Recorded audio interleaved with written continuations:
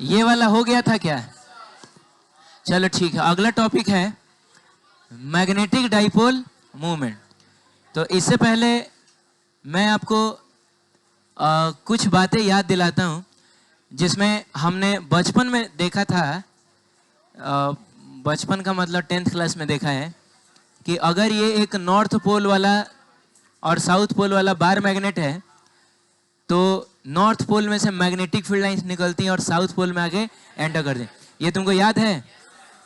तुमने तो एक्सपेरिमेंट भी पढ़ा होगा, किया तो नहीं होगा, जिसमें एक कार्डबोर्ड होता था, उसके नीचे हम एक बार मैग्नेट लगा देते थे, बोलिए ना, और लोहे का बुरादा छिड़कते थे, ऐसा ठक ठकाते थे तो एक पैटर्न बनता था। वो पैटर्न इस बात की तरफ इशारा करता था कि कुछ तो है जो इसमें से निकल के इसमें जाके एंटर कर रहा है। ऐसा गोल गोल टाइप का पैटर्न नहीं आता था। तो उस चीज को हम लोगों ने कहा था कि ये मैग्नेटिक फील्ड लाइंस है जो कि नॉर्थ पोल में से निकलेंगी और साउथ पोल में जाके एंटर करेंगे। लेकिन रुकिए एक मिनट, यहाँ के वो गायब नहीं होता है, वो फिर अंदर ही अंदर वापस भी आता है। अरे बोलो, नॉर्थ में से निकलता है साउथ में जाके एंटर करता है, नॉर्थ में से निकलता है साउथ में जाके एंटर करता है, नॉर्थ में से निकलता है साउथ में जाके एंटर करता है। अब बीचों वाले का क्या होता है? सीधा चला जाता है, सीधा चला जाएगा। कहाँ चला जाएगा? और फिर इनफाइनाइट इनफाइनाइट होता हुआ इधर से फिर वापस आएगा।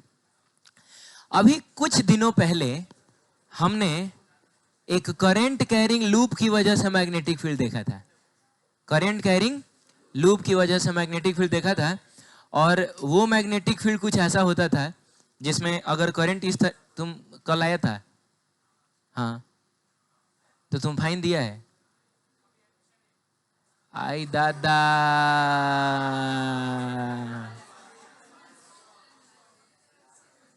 तुम जाओ अभी फाइन दे के आओ। हैं? पैसा नहीं है? नहीं नहीं नहीं नहीं, वो हम नहीं छोड़ेंगे। सुनो सुनो, देखिए, अब ये चुप रहो। ये लूप है, इसमें करंट जो है ऐसे ऐसे फ्लो कर रहा है। तो करंट अगर ऐसे ऐसे फ्लो कर रहा है तो बताइए इसकी वजह से मैग्नेटिक फील्ड लाइंस कैसी होंगी? तो याद है, हाथ को हम ऐसे घुमाते थे तो अंगूठा ऐसा ऊपर की तरफ आता था। तो क्या होता था? मैग्नेटिक फील्ड लाइन मतलब निकल कर सीधे ऊपर चल जाता था क्या? ऐसा नहीं होता था। यहाँ से निकल के इधर से नीचे आता था, फिर वापस आता था। याद आ रहा है? इस तरीके से बीच वाला एकदम सीधा चला जाता था, इनफाइनाइट इनफाइनाइट होकर फिर इधर से आता था। यहाँ वाला फिर इधर से होकर वापस आएगा, फिर इधर से होकर वापस आएगा। इसका मतलब हुआ कि अगर हम इस करंट कैरिंग लूप की वजह से मैग्नेटिक फील्ड लाइंस को ड्रॉ करें तो मैग्नेटिक फील्ड लाइन ऐसी ही ना होती हैं। अब बोला रे, हाँ ठीक है, बीच वाला एकदम सीधा होगा, इधर से इधर ऐसे करते हुए इस तरीके से, ठीक है? अब बोलो, तुम एक बात बताओ, ये बार मैग्नेट है और ये है करंट कैरिंग लूप, लेकिन आप दोनों का मैग्नेटिक फील्ड थोड़ा सा कंपेयर करिए, मैग्नेटिक फील्ड लाइंस को कंपेयर करिए कि आपको एकदम सिमिलर नहीं लग रहा है? अरे बोलिए ना, मतलब हमको तो ऐसा लग रहा है कि हम इस लूप को उठा के यहाँ रख दे, बार मैग्नेट को उठा के यहाँ रख दे, तभी फोटो ऐसा ही ना बनेगा। तो चूंकि दोनों का मैग्नेटिक फील्ड लाइन का जो ओरिएंटेशन है वो एकदम सेम है, तो हम कह सकते हैं कि एक करंट कैरिंग लूप भी बिहेव करता है एक बार मैग्नेट की तरह। बार मैग्नेट वो होता है जिसके पास दो पोल्स होती हैं, नॉर्थ पोल और साउथ पोल। इसका मतलब हुआ कि हम इसको डाइपोल कह सकते हैं। जा, अरे दो पोल को डाइपोल बोल सकते हो? ठीक है, तो इसको हम लोग डाइपोल बोलेंगे, जिसमें एक पोल होता है नॉर्थ पोल, दूसरा पोल होता है साउथ पोल, ठीक है? तो अगर ये एक डाइपोल है तो कौन सा डाइपोल है? इलेक्ट्रिक डाइपोल है कि मैग्नेटिक डाइपोल है? तो ये एक मैग्नेटिक डाइपोल है। अच्छा, हम लोगों ने इलेक्ट्रिक डाइपोल भी पढ़ा है ना? इलेक्ट्रिक डाइपोल माइनस क्यू और प्लस क्यू चार्ज के कॉम्बिनेशन को कहते थे। बोलो जल्दी। तो इसका मतलब हुआ कि ये हुआ इलेक्ट्रिक डाइपोल, तो ये हुआ magnetic dipole. Current carrying loop bar magnet की तरह बिहेव करता है का मतलब हुआ एक करंट कैरिंग लूप को भी हम डाइपोल मान सकते हैं, इसको भी हम डाइपोल मान सकते हैं। तो सवाल है कि भाई तब इसका नॉर्थ पोल किधर होगा? तो जिधर से मैग्नेटिक फील्ड लाइंस निकल रही हैं वो हो जाएगा नॉर्थ पोल, आज इधर जाके एंटर करें वो हो जाएगा साउथ पोल। मतलब ये ऊपर वाले हिस्से को हम नॉर्थ पोल मानेंगे, ये नीचे वाले हिस्से को हम लोग साउथ पोल मानेंगे। ये भी एक डाइपोल हो गया। अरे बोलो, तो जाते जाते मेरा तुमसे एक सवाल है कि इस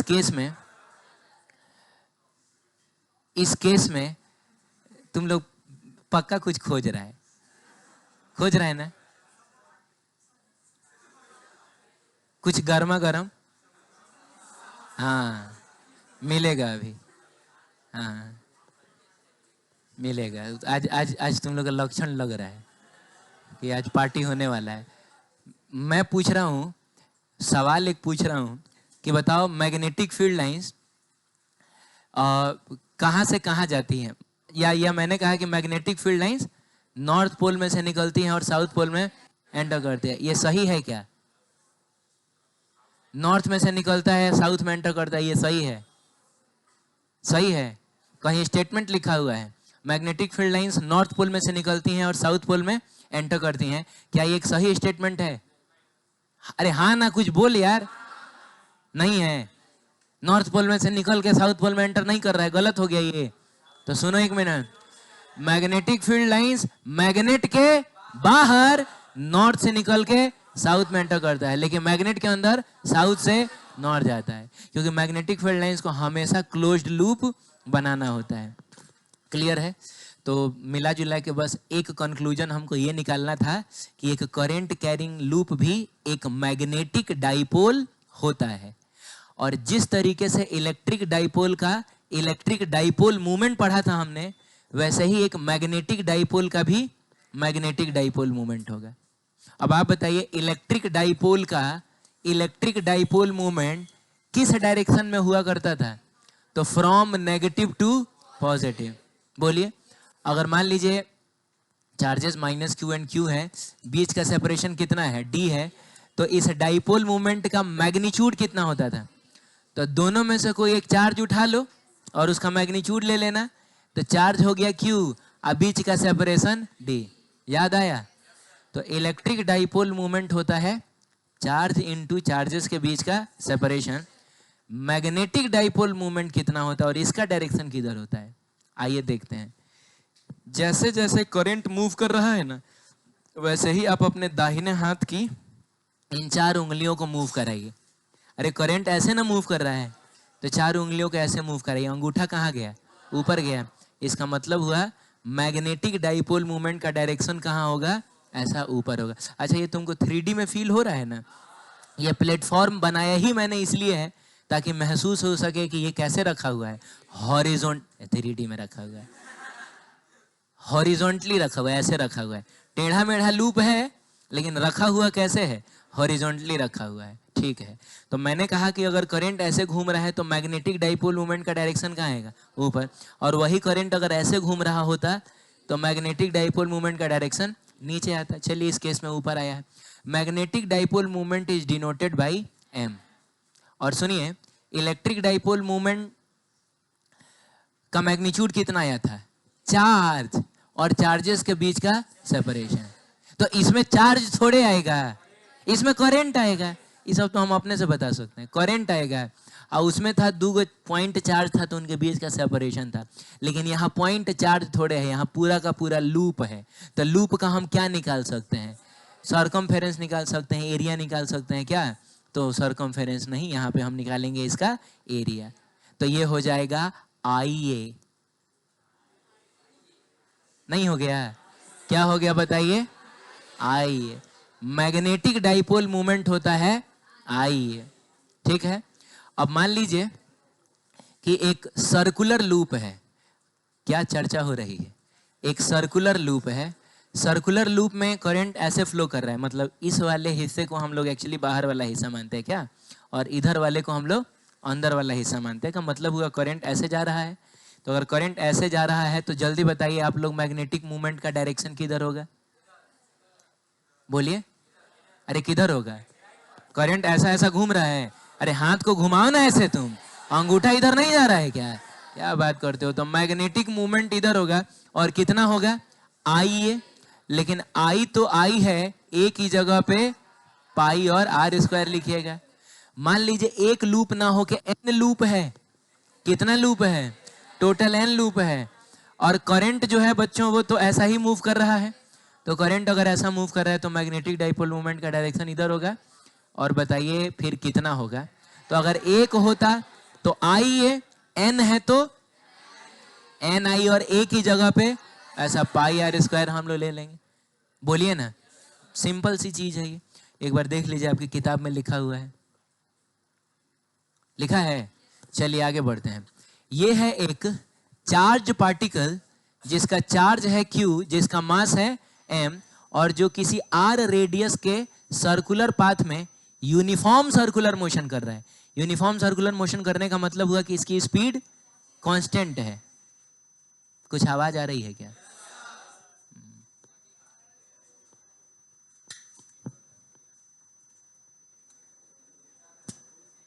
वो आवाज बंद हो गई।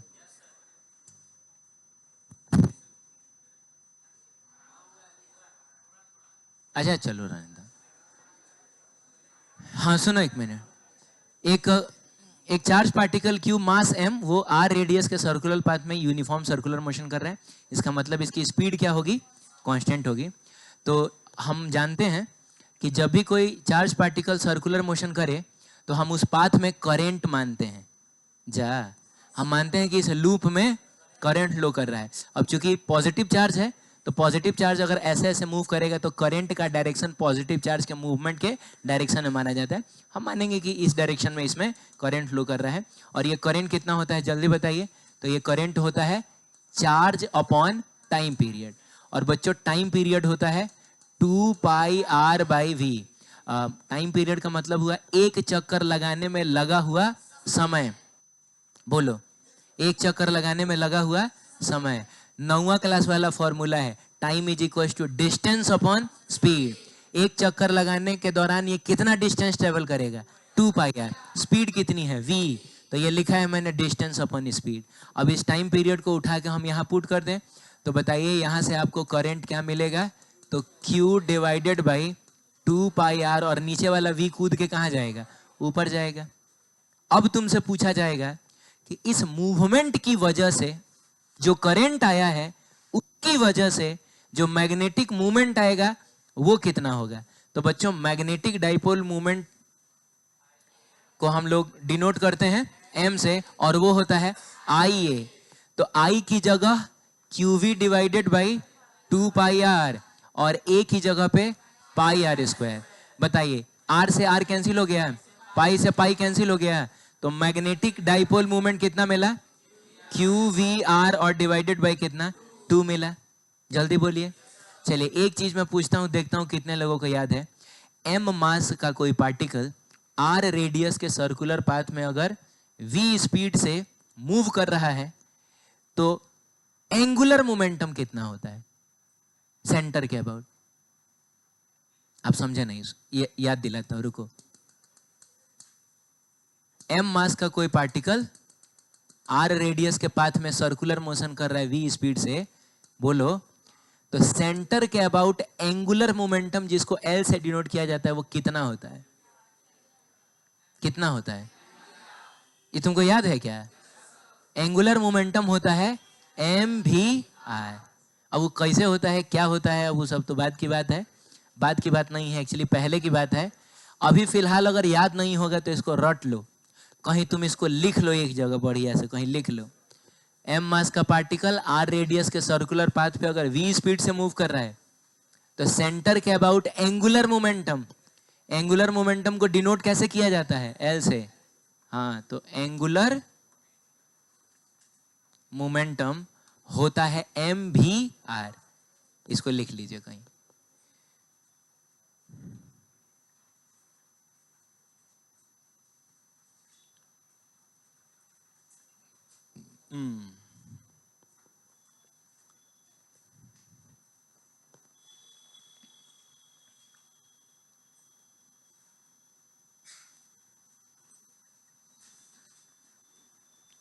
एंगुलर मोमेंटम कितना होता है? mvr। ठीक है, तो अगर हम लोग एंगुलर मोमेंटम का फॉर्मूला लिखे तो वो कितना आएगा? mvr। मेरा मकसद है इन दोनों इक्वेशंस को डिवाइड करने का। तो अगर हम इसको डिवाइड करेंगे तो इधर मिलेगा आपको m बाई क्या? l। अच्छा, इधर और vr से vr कट जाएगा। ये तुमको समझ में आ रहा है? ये डिवाइड करोगे तो एम बी आर 2 के बगल में आ जाएगा, तो वी आर से वी आर कट जाएगा, और ऊपर में बचेगा क्यू और नीचे में बचेगा 2, और ये रहा आपका एम।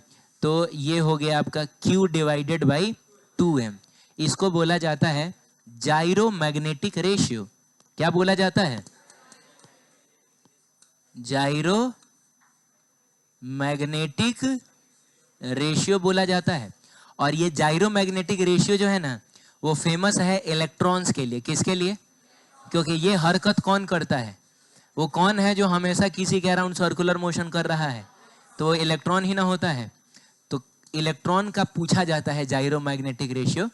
तो इलेक्ट्रॉन की बात अगर आएगी तो कुछ नहीं होगा, बस हम इस Q की जगह पे क्या लिख देंगे? E लिख देंगे। E का मतलब हो गया इलेक्ट्रॉन का charge which is equal to 1.6 into 10⁻⁻19 coulomb divided by 2, और यहाँ लिख देंगे मास ऑफ इलेक्ट्रॉन हो जाएगा। सही है? हाँ, तो याद रखना मैग्नेटिक डाइपोल मूवमेंट, फिर से बोलो सब लोग, मैग्नेटिक डाइपोल मूवमेंट और एंगुलर मोमेंटम का जो रेशियो होता है, किसका? एंगुलर मोमेंटम का रेशियो, उसको बोला जाता है जाइरो मैग्नेटिक। हालांकि ये नाम उतना इंपॉर्टेंट नहीं है, लेकिन जानकारी के लिए याद रखना वो कितना होता है, Q डिवाइडेड बाई 2m। इसका मतलब ये एक कांस्टेंट चीज है, ये नहीं डिपेंड करेगा कि इलेक्ट्रॉन फर्स्ट ऑर्बिट में मूव कर रहा है कि 5वें ऑर्बिट में मूव कर रहा है। अरे बोलो ना, रेडियस क्या है इस पर भी डिपेंड नहीं करेगा, किस स्पीड से मूव कर रहा है इस पर भी डिपेंड नहीं करेगा। ये एकदम प्रॉपर एक कांस्टेंट चीज है। क्या बोलते हो? अरे चार्ज कांस्टेंट है, मास कांस्टेंट है, तो जाइरो मैग्नेटिक रेशियो भी हमेशा कांस्टेंट आएगा। डिफरेंट ऑर्बिट में रेडियस अलग अलग हो जाएगा, स्पीड भी अलग अलग हो जाएगी। आपने केमिस्ट्री में एटॉमिक स्ट्रक्चर में पढ़ा होगा, हम लोग भी आगे चल कर भी पढ़ने वाले हैं मॉडर्न फिजिक्स में। तो रेडियस अलग है, स्पीड अलग है, लेकिन सेम है तो क्या? जाइरो मैग्नेटिक रेशियो। क्लियर है? आगे बढ़ते हैं। अब सुनिएगा, कहता है कि ऐसा unit of magnetic movement, Bihar board सन 2016। अरे तो मैग्नेटिक मूवमेंट का फॉर्मूला क्या होता है? IA। तो इसका यूनिट क्या हो जाएगा? यूनिट ऑफ मैग्नेटिक मूवमेंट क्या हो जाएगा? तो करंट के लिए एम्पियर और एरिया के लिए मीटर स्क्वायर। एरिया का मीटर स्क्वायर ही ना होता है, तो ये हो जाएगा एम्पियर इंटू मीटर स्क्वायर। ये देखिए बिहार बोर्ड 2000, अरे तो इसी साल का सवाल है। हाँ, बोलता है radius of a circular loop is made क्या? डबल। कोई सर्कुलर लूप था, मान लो शुरू में उसका रेडियस R था, और हमने उसके रेडियस को कितना कर दिया? 2R कर दिया। सुन रहे हो? चलो बढ़िया है। And the current is made half. इसका मतलब पहले करंट I था, तो अब करंट कितना है? I/2 है। तुमको बताना है मैग्नेटिक मूवमेंट का क्या होगा। जैसे मान लीजिए पहले मैग्नेटिक मूवमेंट M था। अच्छा एक बार थोड़ा मैग्नेटिक मूवमेंट का डायरेक्शन बता दो, किधर होगा? मैग्नेटिक मूवमेंट का डायरेक्शन किधर होगा? बताओ कैसे आउटवर्ड होगा? हाथ घुमाइए। आप लोग ऐसे कैसे हाथ घुमा रहे हैं? कैसे हाथ घुमाओगे? अरे करंट ऐसे ना घूम रहा है, तो हाथ ऐसा ना घुमाएंगे हम लोग। तो अंगूठा कहाँ जा रहा है? बाहर जा रहा है, नहीं आ रहा है बाहर। तो मैग्नेटिक मूवमेंट अगर यहाँ बाहर है, तो यहाँ भी मैग्नेटिक मूवमेंट कहाँ होगा? बाहर ही होगा। मैग्नेटिक मूवमेंट यहाँ भी बाहर ही होगा, लेकिन कुछ m डैश होगा। तो हमको वही बताना है कि m डैश क्या होगा, मतलब इससे डबल हो जाएगा, ट्रिपल हो जाएगा, आधा हो जाएगा, क्या होगा? तो कुछ नहीं है यार, m इज इक्वल टू कितना होगा? I। A का मतलब पाई R²। m डैश क्या हो जाएगा? m dash I/2। अरे I/2 और पाई 2R² ना, तो 2R² का मतलब 4R²। 2 से 4 को 4 दो तो 2 आएगा, तो 2I/R²। आपको नहीं लग रहा है कि I/R² का मतलब m है? तो ये 2m हो गया, यानी मैग्नेटिक डाइपोल मूवमेंट हो जाएगा डबल। सही है? चलिए, ये CBSE ने पिछले साल पूछा अपने ऑब्जेक्टिव में 1 नंबर के लिए। Assertion when radius of a current carrying loop is double. Radius को अगर आप करते हैं डबल, तो मैग्नेटिक मूवमेंट हो जाता है 4 टाइम्स। क्या ये सही है? हाँ, क्योंकि हम जानते हैं मैग्नेटिक मूवमेंट होता है आई पाई आर स्क्वायर। अब रेडियस को डबल करोगे तो जो मैग्नेटिक मूवमेंट होगा 2 का स्क्वायर यानी कि 4 टाइम्स ना बढ़ेगा।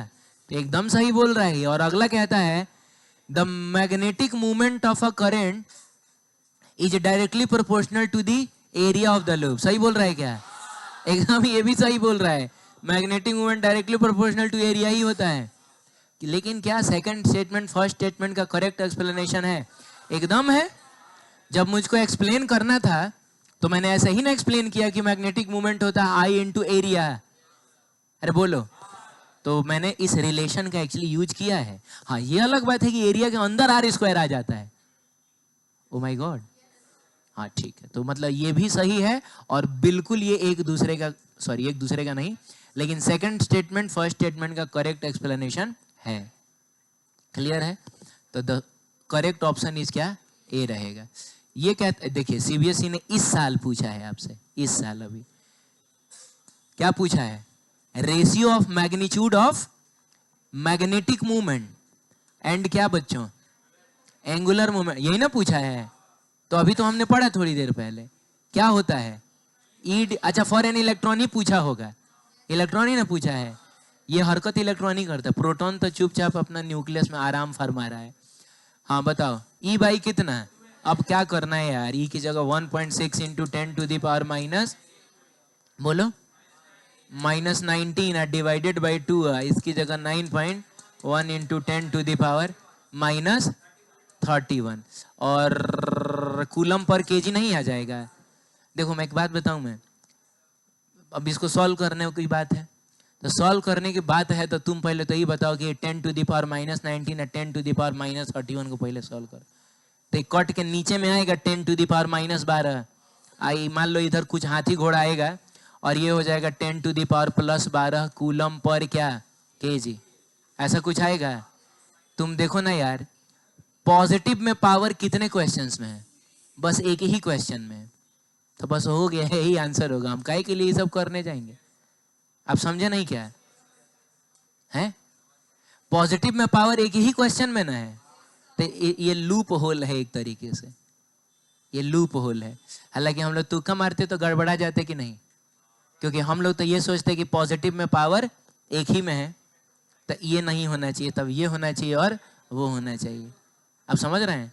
हम लोग तो मोस्ट कॉमन चीज ढूंढते हैं तो वो करते हैं, और उसमें भी हमको लगता कि ये देखो 8.8 है, 6.6 है, तो बहुत हद तक मैंने लग रहा है कि ऐसा कुछ होना चाहिए, तो हम लोग तो उसको लगाते। लेकिन कोई बात नहीं है, गड़बड़ा जाते। हाँ, ये तुमको समझ में आया क्या? लेकिन एक सवाल तुम्हारे मन में शायद होगा कि सर देखिए ये तो पावर 10 है और आपका पावर 12 आया है। ये अरे यार, जब इसको भी सॉल्व करोगे तो कुछ आएगा अपना 0 पॉइंट समथिंग समथिंग करके आएगा। तो इधर से जब उधर भेजोगे ना तो मिला के उसको 10 बना देगा। आप समझ रहे हैं? तो आप चाहते हैं क्या कि मैं ये कैलकुलेशन करूं यहाँ पे? अगर आप चाहते हैं तो लानत है आप पे। मैं आगे बढ़ता हूँ। ये जेई मेन ने पूछा कब? 2020 में। कहता है सुनिए इधर देखिए, a charge particle going around in a circle can be considered to be a current carrying loop. हमको पता है। हाँ, अ पार्टिकल ऑफ, अरे मैंने ये बात नहीं पता है कि चार्ज पार्टिकल अगर सर्कुलर मोशन करे तो हम उसको एक करंट कैरिंग लूप की तरह ट्रीट करते हैं, जिसमें करंट होता है चार्ज अपॉन क्या? Time period. बहुत बढ़िया। हाँ, a particle of mass m carrying charge q is moving in a plane with speed v under the influence of magnetic field b। ये क्या बोल रहा है? ये कहना क्या चाह रहा है?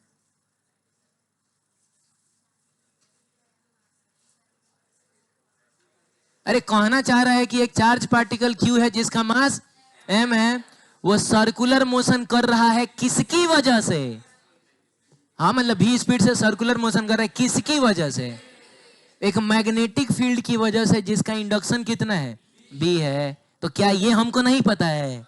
हाँ, लेकिन उस केस में सुनिए एक मिनट, मैग्नेटिक फील्ड और वेलोसिटी को एक दूसरे के परपेंडिकुलर होना पड़ेगा। तो एक काम करिए ना, मैग्नेटिक फील्ड को आप कहाँ मान लीजिए? ऐसा अंदर मान लीजिए। अरे बोलिए तो सही। और आप एक चार्ज पार्टिकल को जो है, चार्ज पार्टिकल को कुछ इस तरीके से इस तरीके से इधर की तरफ फेंक दीजिए। बोलिए तो, चार्ज पार्टिकल का चार्ज क्यू मास है, तो इस पर फोर्स कहाँ लगेगा? इधर लगेगा। इसका मतलब हुआ कि फोर्स इधर लगेगा, मतलब सीधा ना जाके इधर घूम जाएगा, और घूम जाएगा तो घूम के सर्कुलर मोशन न करने लगेगा। तो इसका रेडियस अगर हम आर ले ले, तो आर तो हमको दिया ही नहीं है शायद इस क्वेश्चन में, कोई बात नहीं, नहीं भी दिया तो हम आर निकाल सकते हैं। कितना होता है?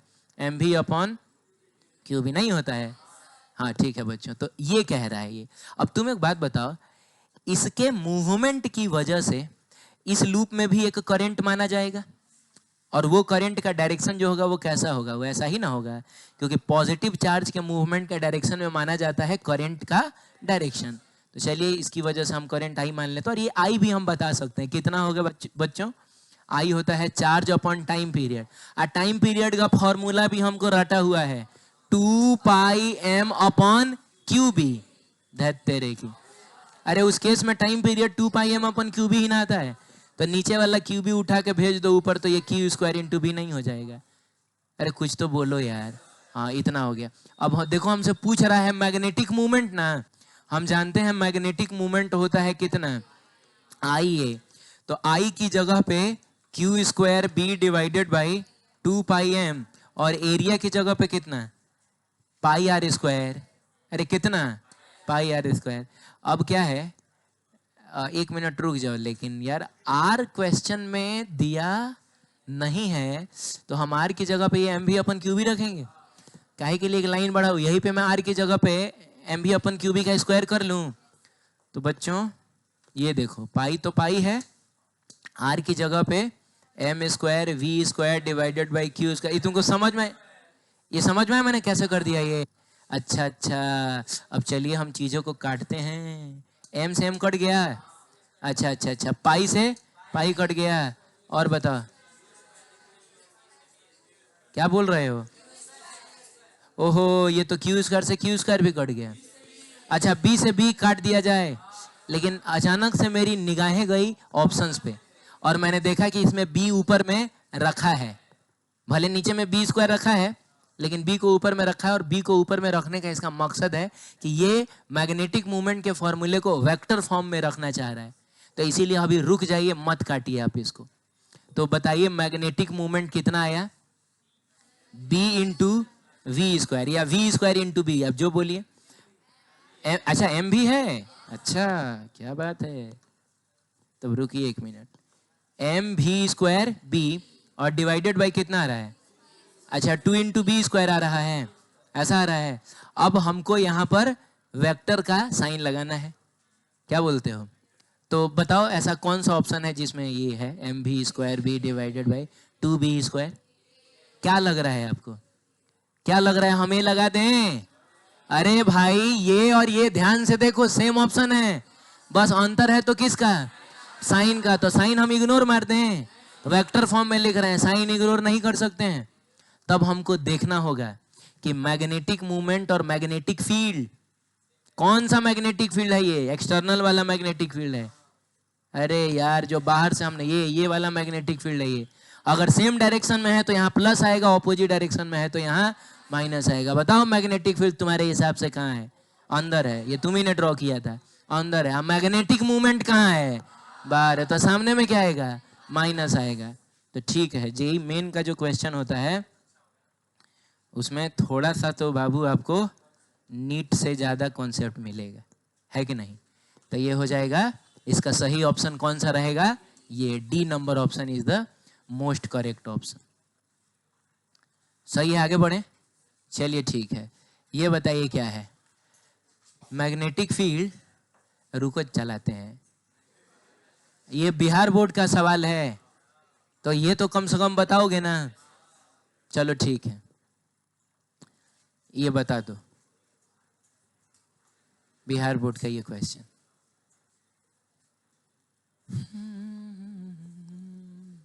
कितने लोग ट्राई कर रहे हैं? करो करो करो।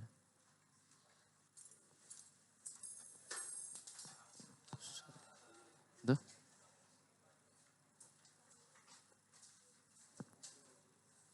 Thank you.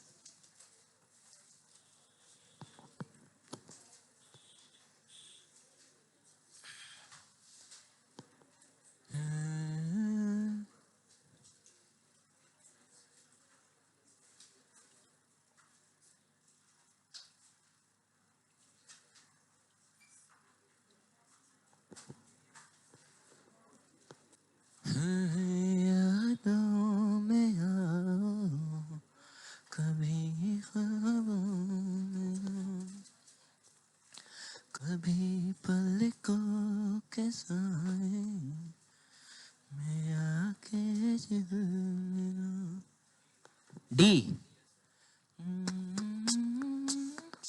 ये आंसर आ गया तुम्हारा? आ गया? दोनों का आ गया? तीनों का आ गया? और तीनों का इंडिविजुअली आया है? और किसका आया है?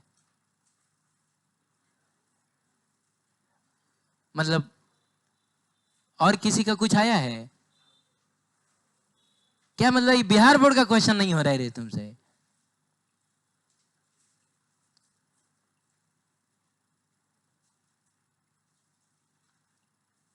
हैं?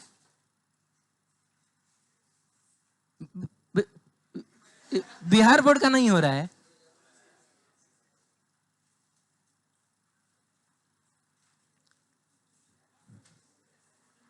ठीक ठीक है, रहने दीजिए, हम ही करते हैं। कह रहा है magnetic field at the centre of circular loop of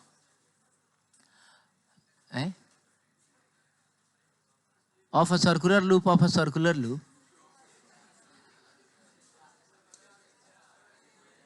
O, इसी वजह से नहीं हो रहा था। पागल से।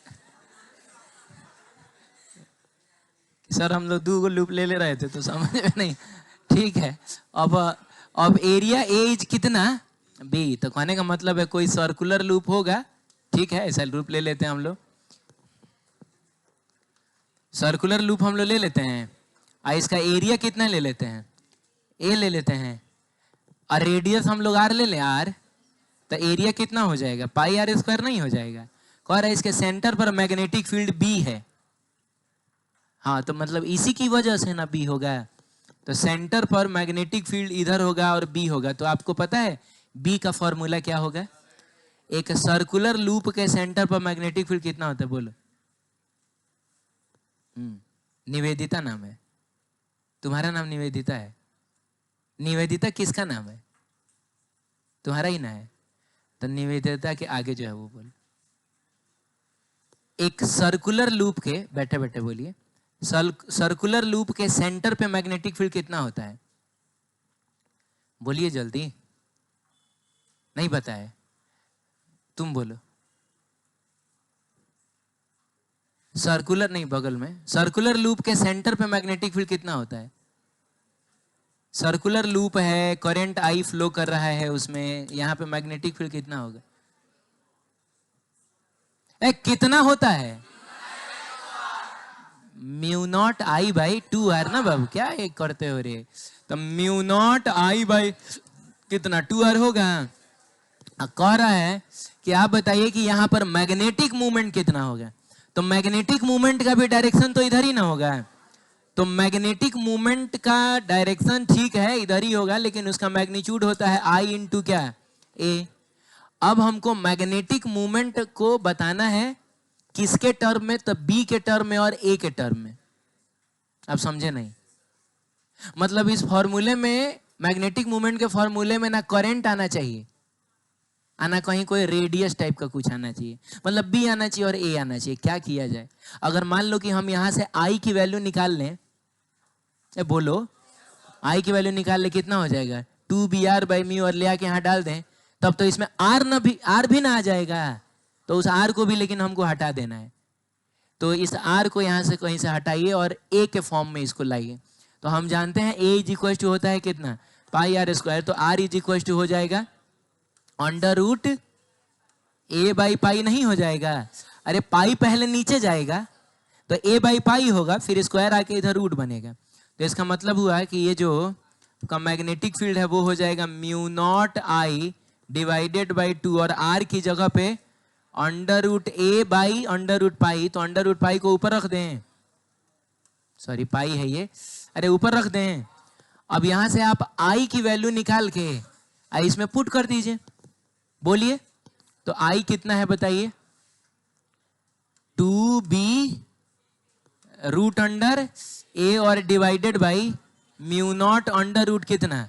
पाई। यहां पर लाके पुट करिए तो बताइए 2b अंडर रूट ए। अब पहले से भी तो एगो ए था, और divided by mu naught under root कितना?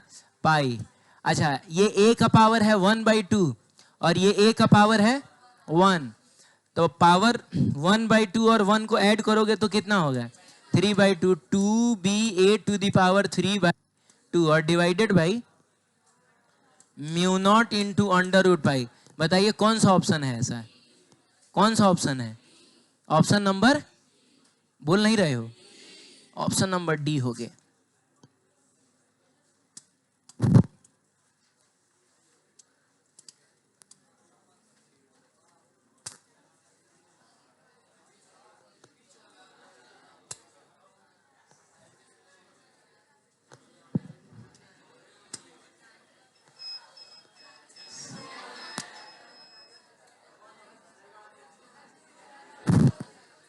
ठीक है,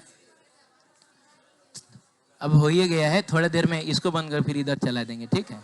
हाँ। ये आपको समझ में आया? तो बिहार बोर्ड का ये एक बहुत अच्छा क्वेश्चन, कभी कभी इतिहास में एक बार ऐसा वक्त आता है जब बिहार बोर्ड ऐसा ऐसा क्वेश्चन पूछ लेता है। ठीक है, आगे बढ़ते हैं।